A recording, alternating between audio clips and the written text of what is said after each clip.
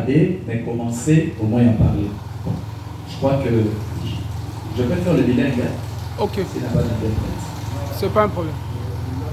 C'est pas la français, hein? Ça alors. Il n'y a pas de problème. Alors, si tu as bien Kolo Apambola, tu vas rappeler, il va bien. Tu as ce qui est de quoi ça est drôle. Il y a un mot de l'autre qui dit Armageddon. Il dit ça parce qu'Armageddon, ça termine la ligne, la prédique est ça du tout. Mais tu dis Armageddon. Amen. Alléluia. Dans la Genèse, chapitre 1er, verset 2, qui est le 5e verset. Genèse, chapitre 1er, verset 2, qui est le 5e verset. J'ai dit dans le nom de Jésus. Amen. La terre était informe et vide. Il y avait aussi des ténèbres à la surface de l'abîme. Et l'Esprit de Dieu se mouvait au-dessus des eaux. Dieu dit que la lumière soit, et la lumière fut. Dieu vit que la lumière était bonne, et Dieu sépara la lumière d'avec les ténèbres. Dieu appela la lumière jour, et il appela les ténèbres nuit.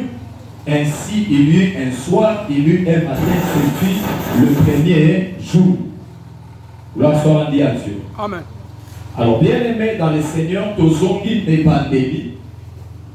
Nebandeli m'a commis. Et Zotali Sabi souhaité, au commencement, la terre est qui informe, et qui vide.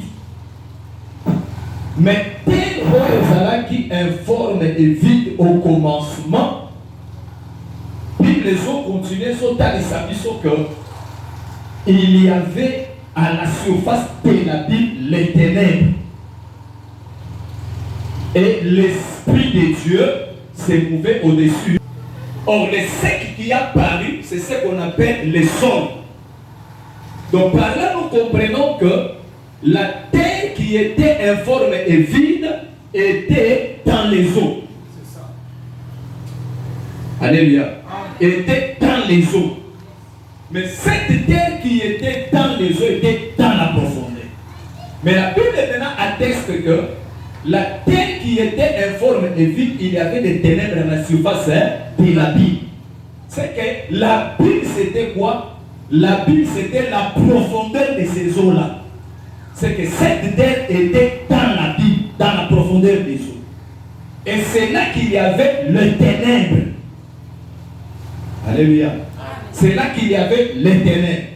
Mais lorsque nous continuons avec l'écriture, l'écriture dit, Dieu dit que la lumière soit. Or, cette lumière n'est pas venue à la surface des eaux.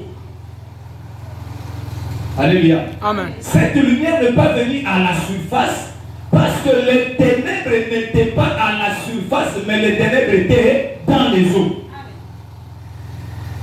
Alléluia. Mais là, quand tu dis que la lumière soit, la lumière est venue dans l'abîme. Parce que les ténèbres étaient dans l'abîme. Maintenant, la lumière qui n'était pas dans l'abîme devait maintenant venir dans l'abîme. Pour faire quoi? Éclairer l'abîme. Et Dieu dit, lorsque la lumière est venue, la lumière a éclairé le ténèbre. Et Dieu a préféré la lumière par rapport aux ténèbres. Ce qui veut dire, la lumière qui est venue le premier jour, éclairer les ténèbres, n'avait pas éclairé tous les ténèbres. Parce que si la lumière du premier jour éclairait tous les ténèbres, on n'allait pas avoir la séparation de la lumière et les ténèbres. Donc s'il y avait les ténèbres, c'est que la lumière du premier jour n'a pas éclairé tous les ténèbres. C'est ainsi que Dieu a préféré la lumière aux ténèbres. Et il appela la lumière jour et les ténèbres nuit. Alléluia. Qu'est-ce qui s'est passé? C'est que la lumière qui a éclairé les ténèbres a aussi éclairé une partie de la terre. Et une autre partie est restée dans le ténèbre. Amen. Amen. Voilà pourquoi la terre qui est sortie des eaux le troisième jour était la terre qui était éclairée par la lumière du premier jour. Alléluia. Amen. Par la lumière du premier jour. Parce que cette terre qui est sortie des eaux, mais une autre terre est restée dans les eaux, dans les ténèbres. Or, lorsque nous parlons de la lumière, Jean chapitre 8, le verset 12, nous dit ceci. C'est Jésus qui le dit, moi je suis la lumière du monde. C'est que la lumière qui est venue le premier jour, c'est la première venue du Seigneur Jésus. Alléluia. C'est la première venue du Seigneur Jésus. Maintenant, la partie qui a été éclairée, là c'est l'apôtre Paul qui nous le dit dans 2 Corinthiens chapitre 4, le verset 6. L'apôtre Paul dit ceci. Dieu qui a dit que la lumière brille dans le ténèbre a fait briller la lumière dans nos cœurs. C'est que le cœur, c'est la Bible que Dieu a donné la lumière pour éclairer. Qu'est-ce que je veux dire par là? Je voulais simplement dire la partie qui a été éclairée, ce sont le cœur qui reçoivent la lumière et qui croient. Correct. Alléluia. Donc dans la partie qui croit, nous avons, nous les gens des nations, et une partie d'Israël qui formons l'Église. Nous sommes éclairés par la lumière de l'enseignement de Christ. Amen. Mais l'enseignement qui nous éclaire n'éclaire pas tout homme. Amen. Yes. Alléluia. L'enseignement qui nous éclaire n'éclaire pas tout homme. Ce qui veut dire, au moment où nous nous sommes éclairés, il y a aussi une partie qui n'est pas éclairée, qui demeure toujours dans le ténèbre. Yes. Correct. C'est ainsi que je me complète encore avec Jean chapitre 1 verset 11. La Bible dit, elle est venue chez les siens. Et les siens ne l'ont point reçu. C'est que la lumière, parce que quand on dit elle est venue, c'est une suite logique. Cette suite commence par où? Par le verset 4, la Bible dit, en est dans la parole, il y avait la vie, et cette vie, c'est la lumière des hommes. Amen. Or, la vie qui est dans la parole, c'est le Fils dans le Père. Parce que la Bible dit, au commencement était la parole était avec Dieu et la parole est Dieu. Mais en Dieu, il y a la vie. Or, la vie, Jésus-Christ a dit, moi je suis le chemin, la vie et la vérité. C'est lui qui est dans le Père. C'est-à-dire que pour avoir cette lumière, il faut déchirer le Père pour manifester la lumière. Maintenant, la Bible dit, celui qui était dans le Père est venu chez les siens, mais les siens ne l'ont point reçu. Donc, comme ils ne l'ont pas reçu, ils ont refusé de recevoir quoi? La lumière. C'est comme ils ont refusé de recevoir la lumière, ils sont restés où? Dans le ténèbre. Amen. Amen. Dans le ténèbre. C'est que le bien-aimé, les frères, les siens, qui sont restés dans les ténèbres, manifestent aussi la partie de la Bible qui n'est pas éclairée. Gloire soit rendue à Dieu.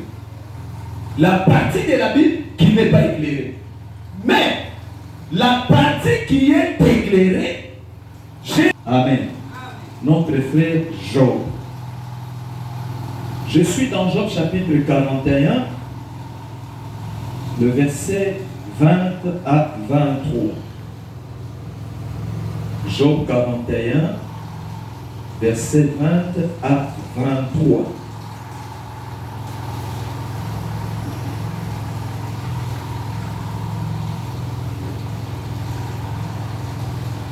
Gloire soit rendue à Dieu.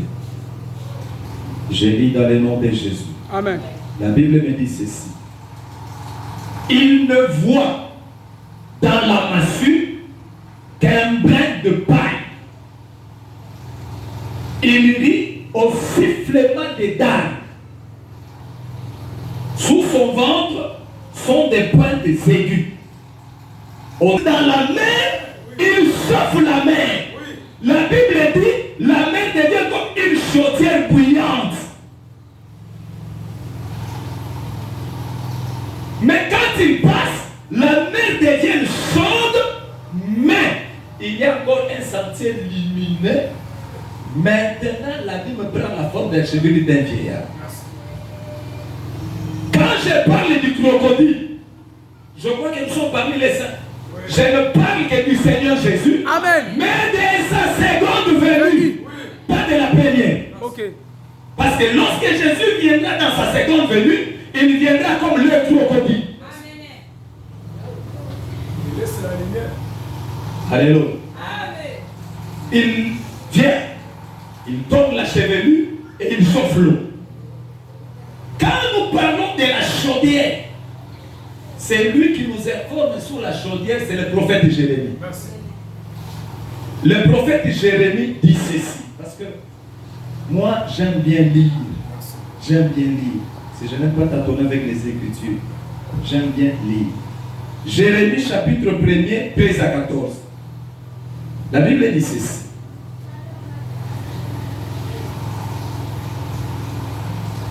Je lis dans le nom de Jésus. Amen. La parole de l'Éternel me fut adressée une deuxième fois en ces mots. Que vois-tu? Je répondis, je vois une chaudière bouillante du côté du septentrion.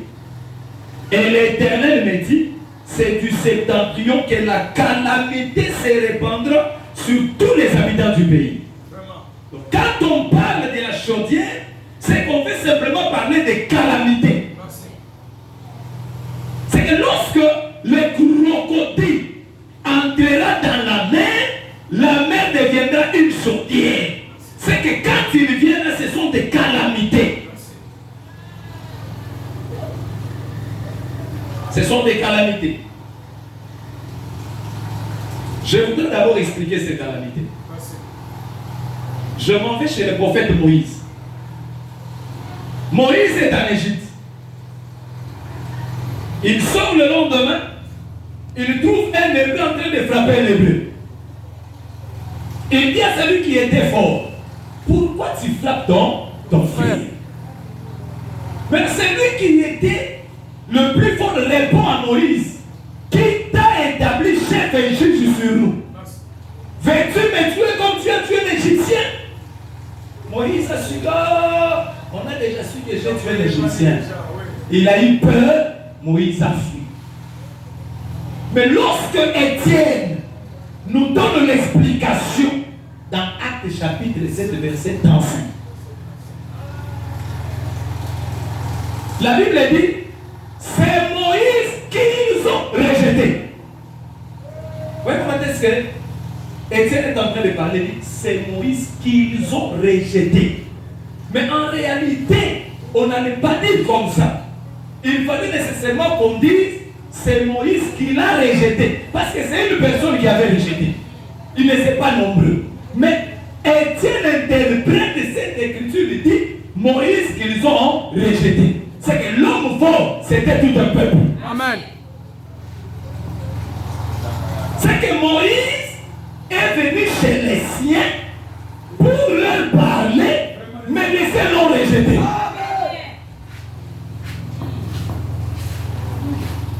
Gloire à Dieu. Amen. Les siens l'ont rejeté. Mais quand Moïse est allé, maintenant le Seigneur lui a dit de revenir sur la même trace, de retourner encore en Égypte. Là, je parle simplement du 4e et 5e jour. Maintenant, Moïse devait retourner encore en Égypte. Maintenant, Moïse qui retourne en Égypte, qu'est-ce qu'il a dit? La Bible dit ceci. Si ton frère a péché contre toi, ça va? Si ton frère a péché contre toi, va chercher un autre témoin. Tu viens avec l'autre témoin, parler avec ton frère. Comme Moïse était venu pour la première fois, il leur a parlé, ils n'ont pas écouté Moïse. C'est ainsi que Moïse, quand il revient, il doit revenir avec un témoin. Correct. Les deux témoins, les deux hommes. Donc Moïse vient maintenant avec Aaron en Égypte pour parler à Israël. Maintenant regardez, quand Moïse parle en Égypte, il est en train de parler à son peuple, mais il frappe aussi l'Égypte. C'est que le jugement a plusieurs étapes. C'est que pendant les 2 témoins, le 2 témoins seront aussi une sécurité pour Israël. Comment? Quand vous lisez Apocalypse chapitre 12, la Bible dit ceci. Il a été donné à la femme le désert d'aigle pour que la femme s'envole, aille dans le désert où elle doit être nourrie pendant 1 temps, 2 temps et la moitié d'un temps. Mais là, l'écriture continue, l'écriture dit ceci. Le dragon, comme il a vu que la femme est allée dans le désert, qu'est-ce que le dragon a fait? Il a lâché de sa bouche un fleuve. Quand il a lâché le fleuve là qu'il a lâché, c'était pour entraîner la femme. Mais la Bible dit, la terre ouvrit sa bouche. Pourquoi lui? Là, Ésaïe nous explique aussi ça. Ésaïe chapitre 8. Ésaïe chapitre 8, le verset 6 à 8. Ésaïe chapitre 8, le verset 6 à 8. La Bible dit ceci. Parce que ce peuple a méprisé les eaux de Siloé qui coulent doucement, et qu'il se réjouit au sujet des Rétines et du fils de Rémalia. Voici, le Seigneur va faire monter contre eux les puissantes et grandes eaux du fleuve, le roi d'Assyrie et toute sa gloire. Il s'élèvera partout au-dessus de son lit, et il se répandra sur tous ses rives. Il pénétrera dans Juda, il débordera et inondera, il atteindra jusqu'au cou. Le déploiement de ses ailes remplira les dents. C'est quand il se lave, c'est pour ôter son aveuglement. C'est que les eaux de Siloé avaient la possibilité d'enlever l'aveuglement de cet homme-là. Or lui-même, Christ a dit, moi je suis venu pour que ceux qui voyaient ne voient pas et ceux qui ne voyaient pas puissent voir. C'est que les eaux de Siloé représentent lui-même. Alléluia. Maintenant, le peuple a méprisé les eaux de Siloé. Mais comme le peuple a méprisé les eaux de Siloé, l'Éternel dit, je lui enverrai les grandes eaux. Maintenant, les grandes eaux là, l'Éternel appelle ça la Syrie. Les nations. Mais cette fois-là, lorsque les eaux viennent, les eaux inondent, mais jusqu'au cou. Donc la terre doit rester libre. Jusqu'au bout. Doma il m'a été 37, verset 27. Isaïe 37, verset 25. La Bible dit ceci. J'ai ouvert des sources. J'ai ouvert des sources. Psaume 83. Psaume 83, 1 à 2. La Bible dit ceci. Oh Dieu, ne reste pas dans le silence. Le peuple est en train de dire à Dieu que Dieu ne soit pas dans le silence. Oh Dieu, ne reste pas dans le silence. Ne te tais pas et ne te repose pas, oh Dieu. C'est que le silence, c'est le repos de Dieu. Donc Dieu se repose, il laisse maintenant parce qu'il a donné l'ordre. Il donne l'ordre, il se repose pendant une demi-heure. La demi-heure, ici on a dit, je dis ça, amen. Je ne reviendrai pas là-dessus. Une heure veut dire une semaine, 7 ans. La demi-heure veut dire 3 ans et demi. Mais pendant les 3 ans et demi, Dieu sera silencieux. Il laisse maintenant à la bête libre voix d'agir. Pendant combien? 42 mois. Pendant 42 mois. Alors, C'est Zacharie qui nous explique ça. Zacharie 14, 1 à 3.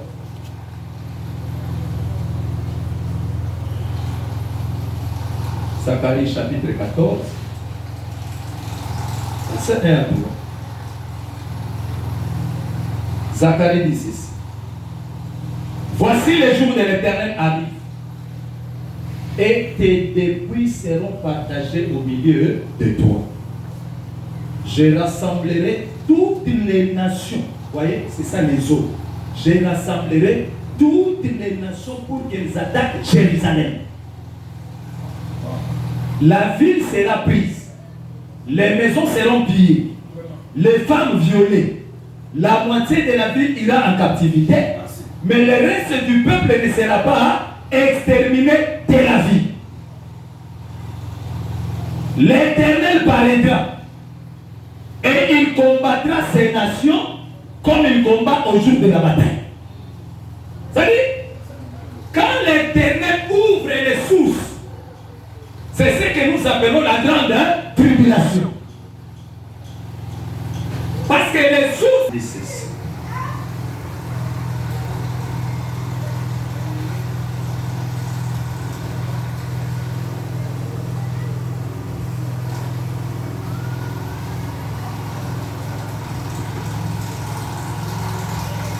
La Bible dit,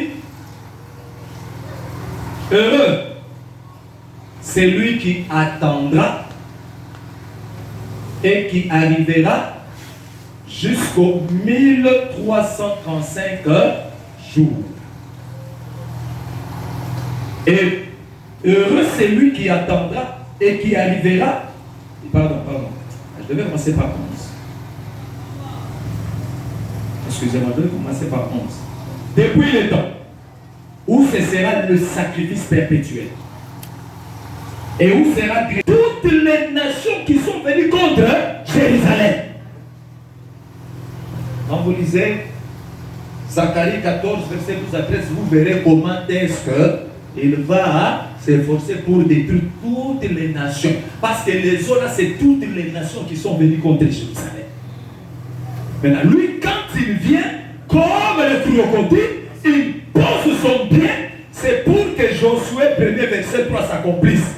Là où fourrera la plante de ton pied, je te donne en possession.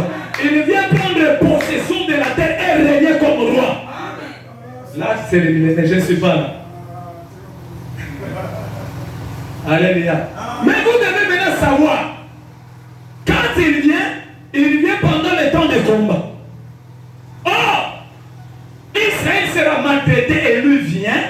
C'est pourquoi, lorsque Daniel parle de 1290 jours, et la bête lui va agir pendant 1260 jours, nous avons vu une prolongation de 30 jours.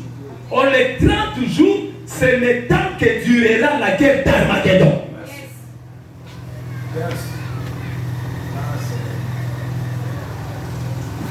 Cette guerre prendra 30 jours de durée. Donc, ces 30-là, c'était comment le Seigneur est en train de détruire les nations qui sont venues contre Jérusalem.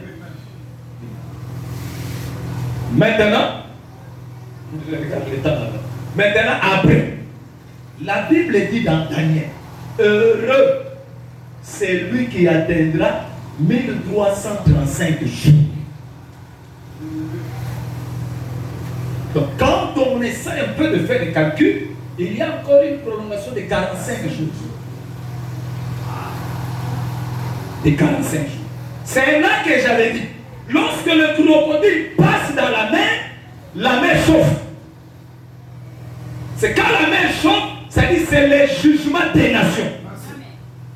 Mais quand il juge les nations, il doit maintenant sauver son peuple. Voilà pourquoi la Bible a dit, l'abîme prend la forme de la chevelure d'un vieillard. Or, Daniel nous dit ceci.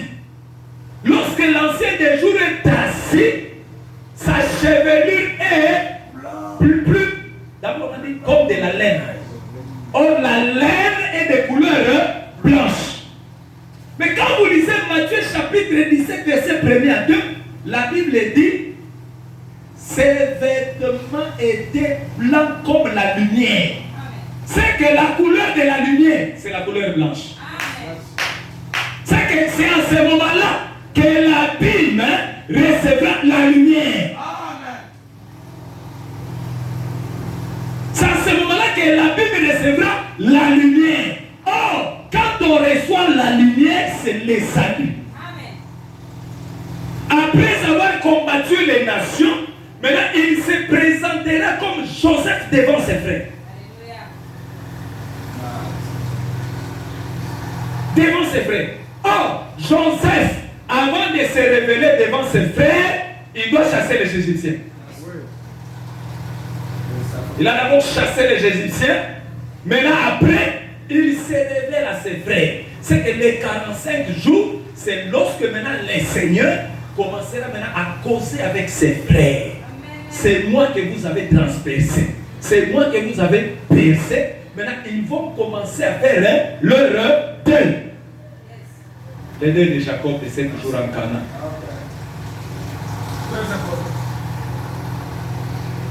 C'est là que Israël, c'est là que Rome s'accomplira et tout Israël sera sauvé.